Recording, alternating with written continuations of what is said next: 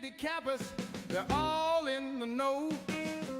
Pick some winners and then... Welcome, everybody, to the latest edition of Betting Weekly Hardball. It is a Monday. Along with Doug Kezirian, I'm Adam the Bull, and we got a lot to get to today. Monday can often be a slow day in baseball with a lot of teams off, but not the case this Monday, Doug. We got 12 games, 24 of the 30 teams are on the docket today. You excited about it? I am. I'm a Dodgers fan. Grew up, born and raised in LA, about 15 minutes from the stadium. Did not expect the Freeway Series to be a sweep. It was fun rivalries throughout baseball. Really, first time baseball did this in official capacity, right? Yeah. We had some forced quote unquote rivalries, but for the most part, very geographically driven, and some interesting results over the weekend. And that's just the name of the game in baseball, right? It's a long season. You're going to have these ups and downs unless you're the Colorado Rockies who don't have any ups. So it's been, you just got to pick your spots from a betting perspective. Two things to follow up on what you just said. Number one, you're right. It was a big weekend. In fact, it was the best average attendance for a 3-day stretch in Major League Baseball before Memorial Day in 13 years. So it paid off for MLB as there was great attendance throughout the country. And you mentioned the Rockies, that they never have ups. If we had to pick the Rockies, I was like, I wonder if the Rockies have even won 2 games in a row all season. And they have. They won back-to-back games on April 30th and May 1st. 2-1 over the Braves in the final game of that series, and 4-3 over the Giants in the first of that series. That is the only time all year that they have won consecutive games. They have lost every series they have played this season. I mean, think about that for a second. Every series, no splits, nothing. They have lost every single series without one exception, approaching 2 months into the season. Almost impossible to do. Not great, Bob. That's pretty brutal. I feel for the guys. I feel for the fans always in these situations, the diehards, right? They're coming out, at least some of them are. And oh, yeah. No team should be like this. I've always maintained that all ownership should be, like currently like the Dodgers or Yankees. I feel like every owner in every sport, it should be one of these things. It's a luxury. And because the impact it has on so many people is so massive that there should be people spending like Prokhorov did for the Brooklyn Nets many years ago, and then they can sell the team eventually and get all their money back. So it bums me out when teams are poorly run. I feel for those fans, and it's pretty brutal for sure. All right, so we move on from rivalry weekend to just, a normal, regular week, and a lot to get to. Let's begin with a big game here where I am in the city of Cleveland. Well, it's not in Cleveland, but the people here care about it. The Guardians and the Twins. And while the Guardians have been a big story in recent years, it's not the case right now. The big story is the Minnesota Twins, who had really played terrible for the first 5-6 weeks of the season. And now they run off 13 straight before they finally lose to Freddie Peralta and the Brewers in the final game of that series yesterday. So, Doug, after a 13-game win streak comes to an end, how does that affect your play the next day, as we are with the Guardians and Twins tonight at 7:40? It's an interesting thing because you can't look at this game in a vacuum, right? You have to know that the players were not pressing, but were on a roll. And then 13 straight wins, they get the loss. Now what happens? Do they come back to earth, so to speak? That's the question. Now, just from in a vacuum from a pitching matchup, I do lean Twins, but I think the price is right. So it's Twins or pass for me, but it's a pass. But given this, usually it's not just one loss in a row. Usually like the air is out of the balloon and there's a little bit of comeback regression, come back to normal, so to speak. But I really like Bailey Ober going for the Twinkies, and he also pitched really well at Cleveland almost a month ago. 7 2/3, 1 earned, really strong outing. I think if he had pitched awful, then I'd be more inclined to fade him, but it should be a good pitching matchup, all things considered. So then I was considering the total, but then I saw 7.5. That's really low. So it's a hard pass for me, but it is an interesting exercise to think about how a team would be affected. To me, historically, at least my gut tells me this, that it's usually back-to-back losses for a team coming off such a long win streak like Minnesota's 13 straight. Especially for a team that kind of did it out of nowhere. If this was like the Dodgers on a 13-game win streak, maybe you're not feeling that way. But it's a Twins team that you didn't probably think much of coming into the year. I thought they'd be, okay. They'd be a serviceable team, around 500, maybe a little below. So yeah, certainly them coming off a winning streak, you feel like there's some regression due. That all the hot players got to cool off here for a little bit. See, but the prognostication may be off, right? I mean, the Orioles, That's true. The betting market's still pricing them the other direction. And we see this in baseball. Teams coming into the season, there are some surprises. Yes, there's going to eventually be regression, like we saw that with the Pirates a couple years ago and things like that. But there are usually surprises. We know that in the NFL, right? There's always a team that goes from last to first until it didn't happen, I think, last year. But either way, it's not that crazy, and the team will outperform the market for a long time. So the question is, are the Twins that team that are outperforming the market? They've been obviously great against the number. The Orioles have not. They've been the second worst behind the Rockies. But Minnesota, if you were putting, they're only up 133 or 1.3 units though. So they've delivered. They've been favored, but this 13 win streak is obviously something here. Yeah. I think you reach we've kind of reached about the point in the season where you start forgetting about what you expected maybe coming into the season. Like, it's the same thing with individual players. Spencer Torkelson, and we'll talk about the Tigers here in a second. Javi Baez, both having great seasons. Both were terrible last year. Baez's case, he's been terrible for a few years. A guy like Pete Crow Armstrong with the Cubs, not that he was terrible last year, but he was a rookie, struggled a little bit. He was okay. And he's having an MVP type of season. At this point, you're like, well, is this who these guys really are now for this year? Or is it still too early? I think with some guys it could be one way, and some teams it could be one way, and some the other.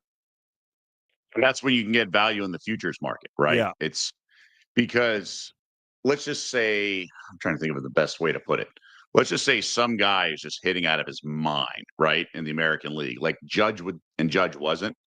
Judge would still be the favorite because it's about projecting to the end of the year. Right. And they're expecting. So teams that are in first place and lights out aren't necessarily going to be the favorites per se. So, for example, the Tigers, they are currently tied for the sixth favorite at Bet Rivers at 15-1.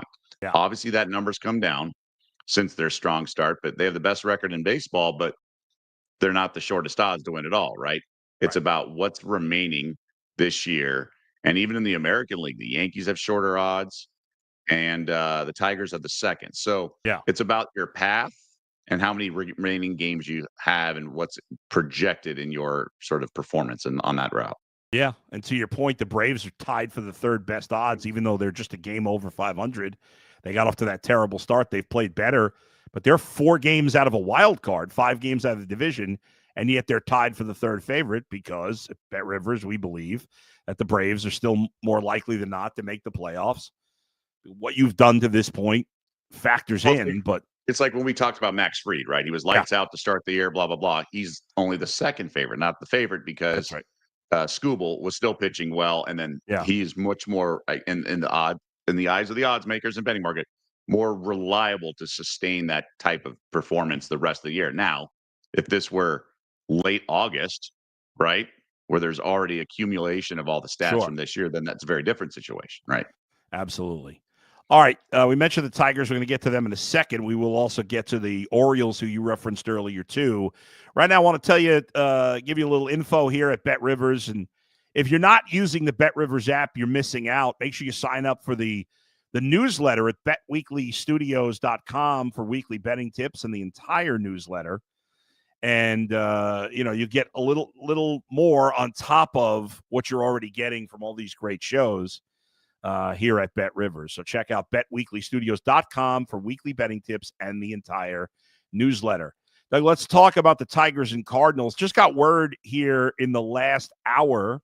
The Tigers are actually, they list Keider Montero as their starter. They will go with an opener today. Sean Gunther, who's a lefty, will start the game for Detroit. They've done this quite a bit when Montero has been the starter. We have it there, you see, as Gunther the starter. But Montero will probably come in either to start the second inning or some point in the second inning against the Cardinals and be the bulk relief pitcher, which is a term we never really heard of in the past, but obviously over the last bunch of years, it's become a much more popular term. Obviously, we already mentioned the Tigers with the best record in baseball. Sonny Gray starting for the Cardinals, gave up 7 earned runs against Philly in his last start in 3 2/3. What do you make of this game? Man, Sonny Gray is a guy who I've typically faded, but he does have decent numbers up until that last start. So I feel like it's a good spot to fade him again. I just think we're going to see him come back to earth a little bit, but I don't love opener situation. I just don't. Now, getting the Tigers plus, what you can at plus $135 at Bet Rivers is the only way I would consider playing this, because you can sort of smoke and mirrors it a little bit with the bullpen game. Now, with that being said, that's unfair because sometimes it's a strong strategy and you don't have a good starter in a lot of ways. But how the Tigers are approaching this, plus 132 is the only side I would play. I was very close. Like you said, best record in baseball. They've been lights out in so many ways, been a good bet on. I don't trust Sonny Gray at all. So I probably should be betting the Tigers here because plus 132 is a little higher than I thought. I thought it'd be closer to 120. So maybe by the end of the show I will. But that's to me, that's the only way you can play it. I don't think you can play Sonny Gray off that performance at minus $155. Yeah, that would be tricky, especially where the Tigers are playing. No doubt about it. Next game on the docket, we got the D-backs and the Dodgers. You talked about the Dodgers having the bad weekend. Landon Knack, the youngster, is pitching. For all the talk about this Dodgers rotation, most of their key guys are hurt. Kershaw just came back. Knack, as you mentioned, has been very inconsistent, 5.89 ERA. Brandon Pfaadt, in his last start against the Dodgers 10 days ago, that was not his last start overall, but against the Dodgers, he pitched great, 7 base runners, no runs, 6 Ks and 6 1/3. But his starts before and after that were very shaky. 4 runs last time out. I believe 6 runs the time before that Dodger game. But he, like you said, did pitch good against the Dodgers. This game is in L.A. What are you thinking on this one? So I have to be careful betting against the Dodgers whenever. And this number's high. 10 feels high, but when you factor in these lineups and what they can do in the late innings, and get some runs. Pfaadt's a guy I want to bet on typically. He got the money against the Dodgers the last time, and it ended up being really sharp money ultimately because they won. I don't know. I mean, it's hard to look past what Dodgers just getting swept. Now they have 3 teams separated by 1 game in the NL West. But it's not like they weren't trying yesterday when they lost. So why would I think it turns around? So I guess for me, D-backs first 5, just to isolate Pfaadt, things like that. No official play, just because I think I need more to go against the Dodgers on the road at Chavez Ravine. Like I need more than plus 125. Even though I have the better pitcher, they still are the Dodgers at home, and they find ways to just crush. Yeah, fair enough. I mean, it's the Dodgers. They've had a couple of shaky streaks, but more often than not, they're going to play well. All right, next game, Royals at the Giants. I love this pitching matchup. Chris Bubic and Robbie Ray both have been great. Bubic is having his best season ever off a Tommy John surgery a few years ago. Robbie Ray's been lights out. I actually like just some leans from me. I like under 3.5 runs in the first 5 innings, and I like over 5.5 strikeouts for Robbie Ray in the game. He's gone over 5.5 strikeouts in 6 of his last 8 starts, and one of the 2 he did, and he had 5. So a couple of things I like there. What do you think about this game? I could get behind those plays. I certainly wouldn't bet the opposite side. I wouldn't bet over 3.5, and I wouldn't bet under 5.5 Ks. Ray's a guy I've in the past have been enjoyed betting on. I just don't know lately. I mean, he got the shaky start in the last game. He's been touched up a couple times. Yeah. He has an ERA over 3, so he's not like totally lights out, Cy Young version of Robbie Ray. And I like Bubic, like you said. I think, these games we've discussed, I kind of lean to the dogs in all of them, just getting that plus money. So plus 112 or 15 at Bet Rivers. That'd be the only way I'd play it. But the Giants are super hot. The carrot's been dangled. First place is within their reach now. They're a game back, and they're at home, and weird things happen in the Bay. So I like the Royals side a little bit. I think you have the better pitcher, all things considered, and no disrespect to Ray, but Bubic has been that special. You mentioned, Yeah. last year was a reliever. Before that, Tommy John surgery, was a starter. So he's finally back starting, and he's been everything that Casey could have hoped for, all things considered. So I would lean Royals, but that's not an official play just yet. Yeah, I got to say the Giants have to be one of the most impressive teams. You look at them on paper, I just didn't think they were going to be that good. I don't love their rotation outside of Ray and Webb. Right. I don't, their lineup to me, it's all right, but I think there's a lot of holes. They go with a lot of platoons, but it's all working for them. They've done great. It's been very impressive. It is working for them, and it kind of does often with the Giants. They're, at home especially, they make things happen, and it's just a team. Again, being a Dodger fan and stuff like that, I'm familiar with this, and they just find ways. And I think the sum of the parts, whatever that cliche is always a pretty impressive what they're trotting out there. And so again, Ray's not been as good as Burn, some of their other Webb, but like I'm just not quite ready. I think it could be dead money on the Royals here. All right. Giants have won 3 in a row, as you mentioned. Giants 60. You mentioned the Giants good at home. They are 16-7 so far in the year. All right. You referenced the Orioles, and have the odds makers caught up yet with how bad the Orioles have been? Let's get into that a little bit. The Orioles are 15-30. They've lost 6 straight after getting swept by Washington. They're 8-15 at home, 7-15 on the road, a -85 run differential. They've been absolutely awful. Doug, do you think they should be getting the White Sox, not quite the Rockies treatment, but the White Sox treatment right now? I do. I texted an odds maker who specializes in baseball. That's how these back rooms work. They get assigned certain sports, and they're like the lead baseball odds maker, although he does consults the other guys. And I said, do you think the market is still too high on the Orioles? And he wrote back, I think everyone keeps expecting them to turn it around. The market is respecting them too much at this point. I've been guilty of it myself. Yeah. To be honest, the bottom line is their pitching is awful. Yes. And I would agree. I think that's a fair assessment. Like and this is why I say, like, the market is stubborn, right? Odds makers, pro bettors, they're always reluctant to change to something that's really disrupted what they previously thought. So they're glacial adjustments usually. And if you think and you spot the Orioles stinking early in the year, you could just be pouncing. And they've been the second worst run differential in baseball, second worst against the money line price, down 16.5 units if you're betting on them every night. Mm-hmm. Biggest disappointment in baseball. They fired their coach or their manager. For me, I'm playing the Brewers. I just think you get too much of a discount here because the Orioles. I think there's a standard half play here on Milwaukee for me. To your point, I expect the Orioles lineup to improve as the season goes along. They're 6th lowest in runs scored. That probably won't. They'll get better, but the pitching, I don't think it's going to get any better. I think it stinks across the board.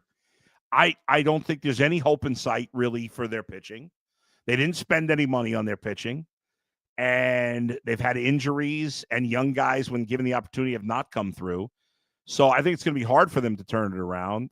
I don't expect them to finish 6th from the bottom in runs scored, but I do expect them to finish near the bottom, if not at the bottom, in terms of runs allowed. And so, I don't think the Orioles as a whole are going to turn around the season. I don't think they're going to play. I don't think they'll finish this bad in terms of their winning percentage. Right. But they're not a good team. They're just, the pitching's too bad. And the offense, I think what's happening is putting so much pressure on themselves because they know they got to score a ton of runs to win because the pitching stinks. And that's negatively affecting the hitters. And they've had injuries there too.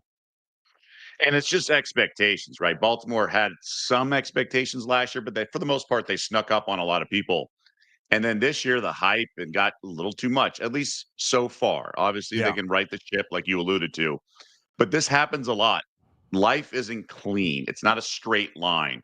It's not just incremental. As we Yep. look back at all of our lives and we try to project these other teams, it doesn't work like that. You can make the playoffs, miss, things like that.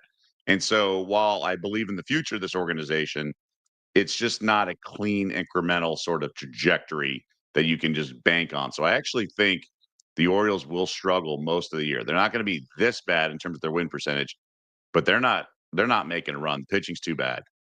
So you're going with the Brewers. Quinn Priester is going to pitch for the Brewers. His last two starts, 10 innings combined. He's allowed just 6 hits, 5 walks, but only 2 earned runs. Not a lot of strikeouts, just 6. So yeah, he does enough lately to keep them in the game. And then, obviously comes down to the bullpens after that. And for the Orioles, Dean Kramer, who's been terrible. He's got a 5.36 ERA. So, all right, next game on the docket, the Phillies at the Rockies. We talk about the Rockies every day. This will put into perspective. The Rockies on the run line are minus 170. I'm sorry, the Phillies are minus 175, laying a run and a half. They would be the second biggest favorite on the win. Only the Mariners are a bigger favorite on the win line, on the money line, than the Phillies are giving up a run and a half. That's how bad the Rockies are. And it feels like there's been even another adjustment by the market, Doug, because as you keep pointing out, you pointed this out a lot last week, the Rockies most of the time are losing by more than one run. And that's the key for me. Now, with that being said, each of the past 2 games over the weekend did not reward run line bettors. They won a game, right? Yep. And then they lost 1-0. Yeah. But again, larger sample size, you can be stubborn too and just bet into that. Now, $1.70 is pretty rich for a run line. Now, I know it's a Coors Field. I know they're the road team. I don't know if Freeland is that bad. He had a emotional press conference after they got shelled his last start. I believe it was against the Padres last Saturday, and then he pitched well in the next bounce back. I think he's going to pitch okay. Although I like Christopher Sanchez going for Philly. He did pitch at Coors Field last year, 5 1/3, just 1 earned run. So that does give me comfort. I'm actually going to lay the 285 here. I don't want to lay 1.5 and minus. I think the 285 has value, or whatever the price is at Bet Rivers. Just 250. So it's come down to 250. So there's a little steam on Freeland. I think we're going to see like a 5-2 game in favor of the Fighting Phil. So I'll roll with that. Maybe it's 4-2, something like that. I'm a little uneasy with some of the run lines because of that. Yeah, my pick in this game, Doug, I got the Phillies to score first and win. That was minus 139. There you go. Still minus 139. What are you expecting from Freeland here? I am not and listen, the Phillies do have a lot of left-handed batters, so you think, well, okay, he's a lefty, maybe they'll struggle against him. And the Phillies lineup has been up and down. It should have been better, but I feel like at Coors Field, even though it doesn't play the same way it used to play, I still think it's a good hitting environment, and I expect Freeland to be but I think he'll get touched up early. They'll give up a couple of runs. He'll settle down, get through 4 or 5. But in the end, if I think the Phillies are going to win, which I do, well, then I get the minus 139 just if I think they're going to score first, and the odds are they will score first in this game. And as you mentioned, Christopher Sanchez pitched well in Colorado last year. He's pitched well overall this year. He's really found something the last couple of years. So that's why I'm leaning towards the Phillies and scoring first in this one. All right, so you're going to, make it a little tougher on you. It's kind of like a hockey bet. You got to win in regulation. So in this, they got to score first and win, but you're obviously getting a lot of that juice taken down. That's right. I like it. Okay. I like it at that. So, all right. So we'll leave that one there. I mean, there's so many stats we can give on the Rockies. They are on a pace to not even win 30 games, which is, it's really hard to wrap your head around how bad they are. It's, again, I think, you said we talk about the Rockies every day. I really think every sports bettor, every recreational sports bettor is discussing the Rockies because we Yes. sweat out these games and baseball, and you're looking for 5 cents of value and 10 cents. And it's just like, why don't we bet against the Rockies every day? I mean, Yeah. are we overthinking this? Are we getting too cute? And we kind of have been. I've been involved a couple times, but I got off the train and I regret doing so. So I'm back on it. By the way, you can get tickets at this game in Colorado from Vivid Seats for as little as $3. You can get tickets behind home plate for like $30. That's how I mean, it's the Rockies. I get it, Yeah. but you're still seeing the Phillies. I still think it's a big Yeah. league game, the atmosphere, and you're close to the action. You can hear the pitches, things like that. Yeah. I think it's worth it. If the Rockies, what would the number have to be for you to bet on the Rockies in this game? If they were plus 1,000, would you bet on them? I think $4. I'd bet it $4. Now that doesn't mean it at 390. Whatever the 250, 280 is about as high as I go with the Phillies. So it's probably a pass if it's outside of that. What's the biggest number you can remember off? I mean, it's a tough question off the top of your head, but so we had 425 the other day, right? With Corbin Burns going against the Rockies as well. Right. I think it was 9-0 final. Okay. That's up there. I don't think I've seen 5. I know the Orioles played the Tigers like 4 years ago. And it was pretty ridiculous.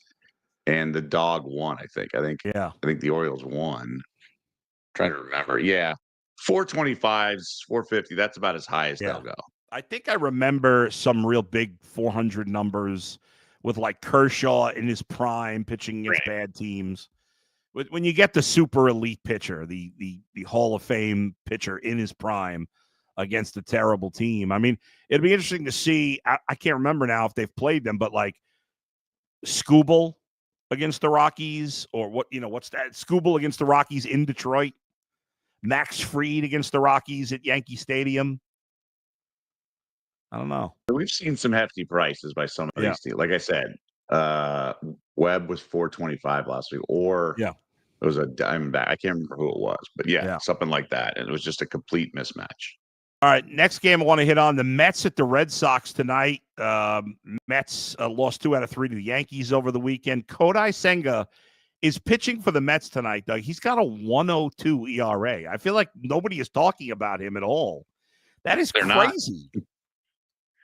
Yeah, and I actually really like the Red Sox pitcher tonight. So I'm actually traveling and visiting family. So I'm actually in Boston. So maybe I'll check out a game at Fenway. But hence the different background here. But I like Hunter Dobbins, and I shared a couple of weeks ago when the market was completely fading the Dodgers and Yamamoto, and he came back to earth on that game. I haven't seen the steam or heard about much of it in this regard, but I'd say, like double bird is, just the doubling up there is the key there.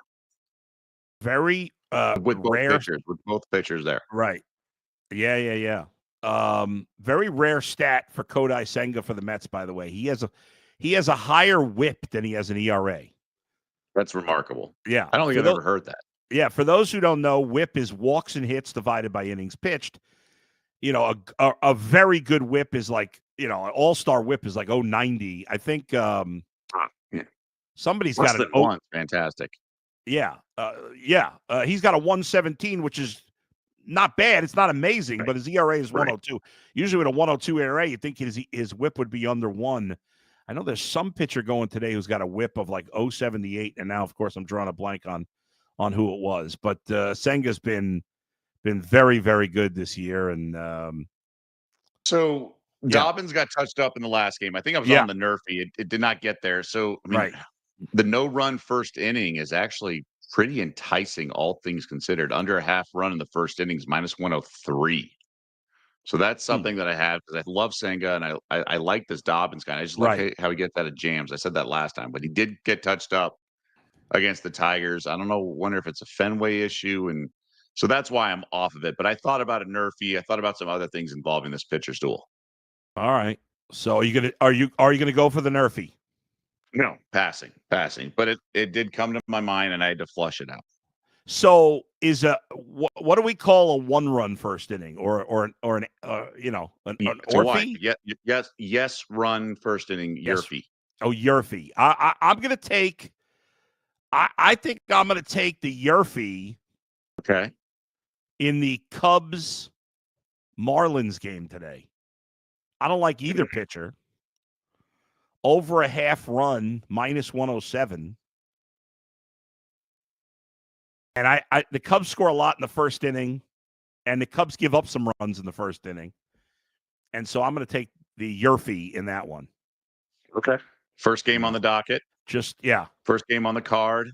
Cubs sizable road favorites in Miami.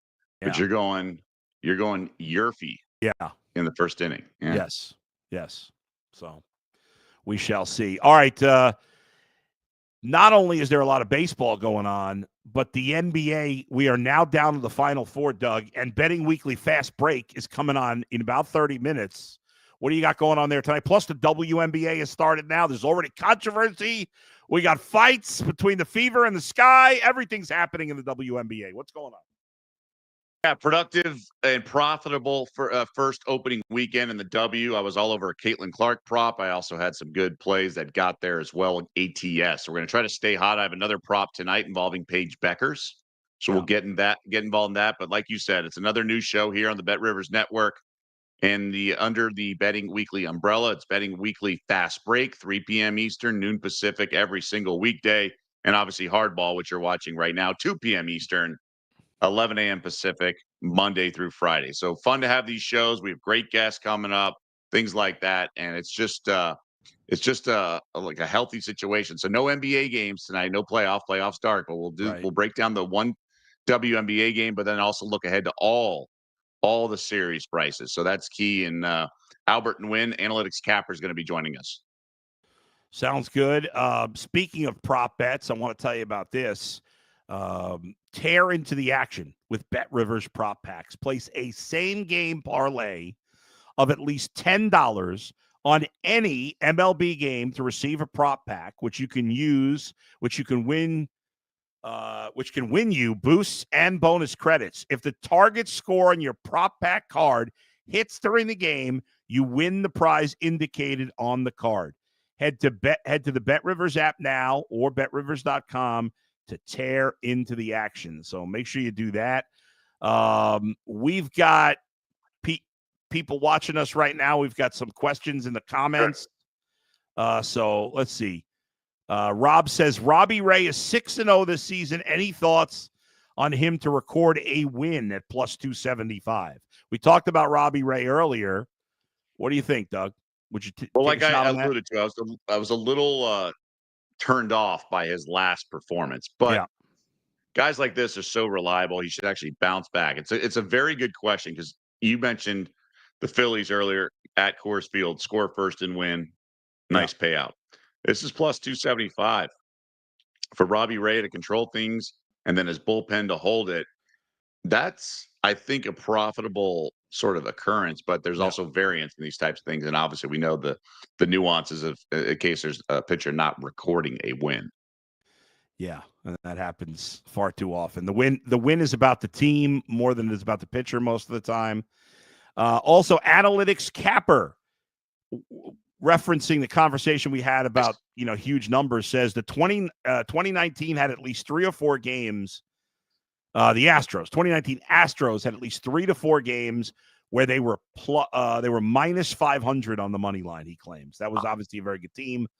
Yeah, it's hard to remember prices from 6 years ago, but I guess it was possible. Yeah, I kind of do though. I remember. I mean, I was doing the betting show at ESPN, so I kind of remember how it was just such a fascinating. I think it was they were playing the Orioles, if I remember correctly. So it was either that. I think Verlander was pitching, and it was one of those, But I think they came back and won. I think the Orioles came back and won, so it worked out well.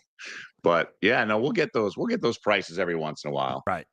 All right, let's recap your top picks of the day here, Doug. Let's go to, first of all, the Brewers minus 112. You're on the Brewers today. Yeah, pretty light card for me. I had a lot of leans, but I'm going to fade this Orioles team, which has just been a disaster ATS on the money line. Just been a disaster for all the fans as well.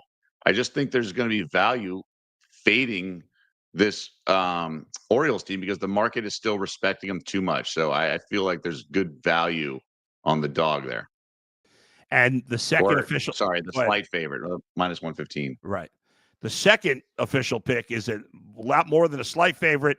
The Phillies, a huge favorite over the all-time awful Colorado Rockies. Yeah, I'm laying the 250. I didn't want to get involved with a run line or anything like that. I think 250 is a fair price in terms of a bettable price. So I got interested in that, but just to win a half unit there. But yeah, I mean the Phillies just these kids and they're going to visit the hospitals and stuff. It's just been everything's going right for the Phils. So really impressive across the board. Other games we didn't mention, just to let you know, Reds and Pirates, Nick Lodolo and Mitch Keller. The Astros and Rays at 7:05 Eastern, Connor Gordon, the rookie, against Ryan Pepio. Mariners and White Sox, 7:40, Luis Castillo and Davis Martin. The Angels and the A's at 10:05 Eastern, Jose Soriano and JT Ginn comes off the injured list to pitch for Oakland. There you go. All right, everybody stick around. Coming up at 3 o'clock again, it's Betting Weekly Fast Break. Until then, we'll see you next time. We'll be back with you tomorrow at 2 p.m. Where else but right here from the Bet Weekly studios with Bet Rivers. It's Betting Weekly Hardball. We'll see you next time.